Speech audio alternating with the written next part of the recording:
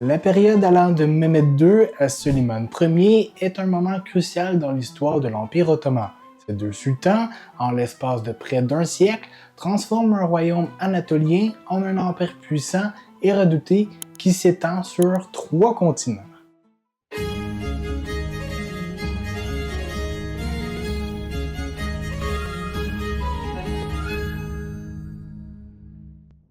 Comme nous l'avons vu dans la vidéo précédente, en 1453, Mehmed II prend Constantinople après un siège mémorable qui scelle la chute de l'Empire byzantin.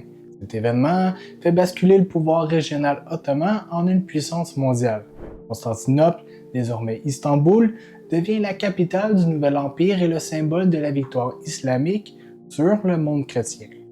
À la suite de ça, Mehmed II se lance alors dans une politique de conquête systématique. Il s'empare de la Serbie en 1459, de la Bosnie en 1463, il soumet les principautés de la mer Noire telles que la Crimée. Sous son règne, l'Empire ottoman devient une force avec laquelle les puissances européennes doivent compter. Mehmed II est également un homme de culture. Il s'entoure de savants et d'artisans et encourage la production intellectuelle et artistique.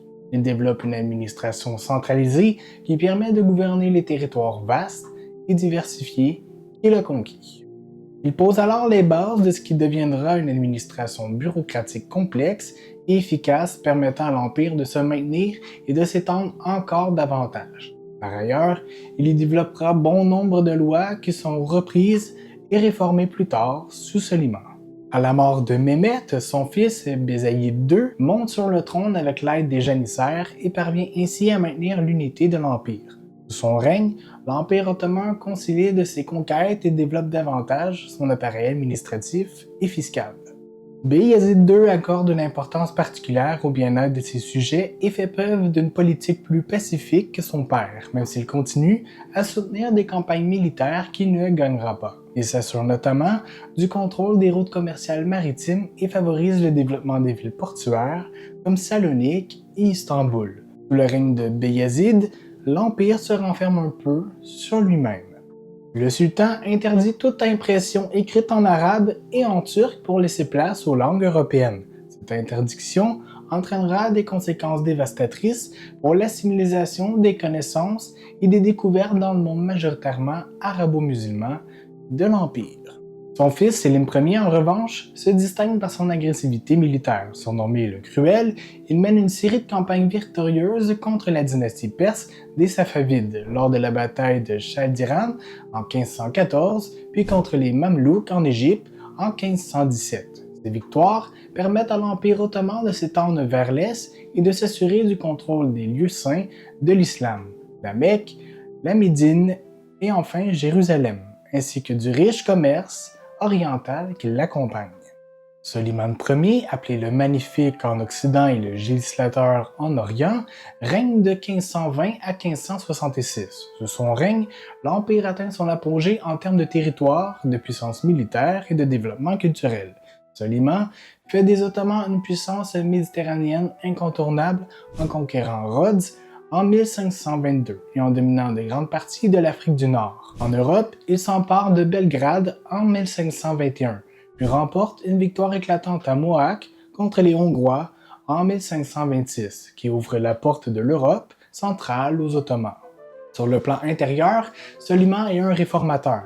Il harmonise les lois de l'Empire et codifie le système juridique ottoman, tout en maintenant une forte centralisation du pouvoir. Il favorise également la culture, faisant de sa cour un centre de rayonnement artistique. C'est sous son règne que les plus grands architectes comme Sinan construisent certains des monuments les plus emblématiques de l'Empire ottoman, comme la mosquée Soleimani à Istanbul. Soliman a entrepris une vaste réforme de l'administration impériale, notamment en centralisant davantage le pouvoir. Il a clarifié le rôle des vizirs et des gouverneurs provinciaux, les beys et les pachas, tout en renforçant le contrôle central. Cette hiérarchisation permettait au sultan de mieux gouverner l'immense empire, qui s'étendait de l'Afrique du Nord aux portes de Vienne. L'un des aspects les plus marquants des réformes de Soliman est sa révision du système juridique. Le sultan a codifié des lois civiles et pénales connues sous le nom de Qanun. Cela a permis de compléter la charia, la loi islamique, avec des règles adaptées aux réalités locales et la diversité culturelle de l'Empire.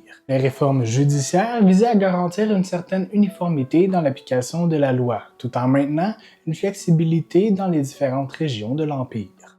Soliman a également entrepris des réformes fiscales qui visaient à améliorer la collecte des impôts et à réguler les revenus de l'État. Il a simplifié le système d'imposition en abolissant certaines taxes arbitraires et en introduisant des méthodes plus transparentes. La mise en place de ces réformes fiscales a permis de stabiliser les finances de l'Empire, crucial pour soutenir ses ambitions militaires et expansionnistes. Sous Soliman, l'armée ottomane est devenue l'une des forces militaires les plus redoutables d'Europe. Il a réorganisé l'armée, modernisé son équipement et perfectionné les méthodes de recrutement, notamment avec les janissaires, corps d'élite issus du système du Devshirme. Ce système de recrutement permettait de puiser dans les populations chrétiennes des Balkans pour former une armée loyaliste directement rattachée au sultan.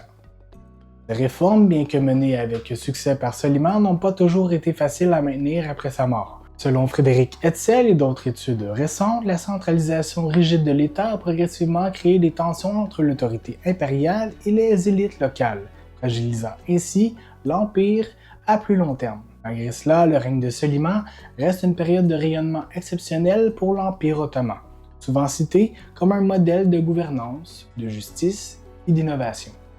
La période entre Mehmed II et Soliman le Magnifique est une ère d'expansion et de consolidation pour l'Empire ottoman. En l'espace d'un siècle, les Ottomans deviennent une force géopolitique dominante, s'étendant de l'Europe centrale à l'Inde.